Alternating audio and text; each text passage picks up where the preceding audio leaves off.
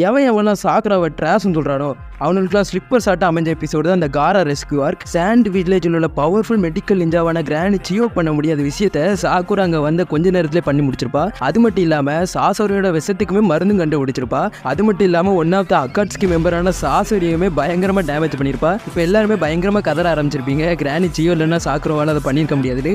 அவங்க எல்லாரும் ஃபஸ்ட்டு ஒன்று புரிஞ்சுக்கிறதும், கிராண்ட் சியோ அவரோட மூமெண்ட்டை மட்டும் தான் கண்ட்ரோல் பண்ணுவாரே தவிர அவரோட பவர் எல்லாமே சாக்குராவோடது தான். ஒரு கட்டத்தில் சாசோரியோட விஷம் சாக்குராவோட உடம்புல இருக்கும். ஆனால் அவள் கண்டுபிடிச்ச மருந்து வச்சு அதை க்யூர் பண்ணியிருப்பா. இருந்தாலும் செக்த மாதிரி ஆக்டிங் பண்ணி சாசோரியவே முட்டாளாக்கி அவன்கிட்ட இருந்த பவர்ஃபுல் பப்பட்டான தேர்ட் கசிகாவோட பப்பட்டை ஒரே குத்தில் உடச்சிருப்பா. அந்த ஃபைட்டை ஃபுல்லாக பார்த்து எல்லாருக்குமே தெரியும், பாதி ஃபைட்டுக்கு மேலே கிரானிச்சியை அவளை கண்ட்ரோல் பண்ணியிருக்க மாட்டாங்க. நிறைய பேருக்கு சாக்குராவை பிடிக்காது, ஏன் எனக்குமே பிடிக்காது. அதுக்கு ஹினாட்டா கூட கம்பேர் பண்ணிலாம் சாக்குராவை ட்ராஸ்ன்னு சொல்கிறதெல்லாம் எனக்கு சுத்தமாக பிடிக்கல. நான் சொன்னது கரெக்டுனா இந்த வீடியோக்கு ஒரு லைக் பண்ணி சேனலை சப்ஸ்கிரைப் பண்ணிக்கோங்க. நான் சொன்னது தப்புனா என்ன தப்பாக சொன்னேன்னு கமெண்ட் பண்ணிட்டு போயிருக்கேன். நெக்ஸ்ட் வீடியோவில் சந்திக்கலாம். Bye by.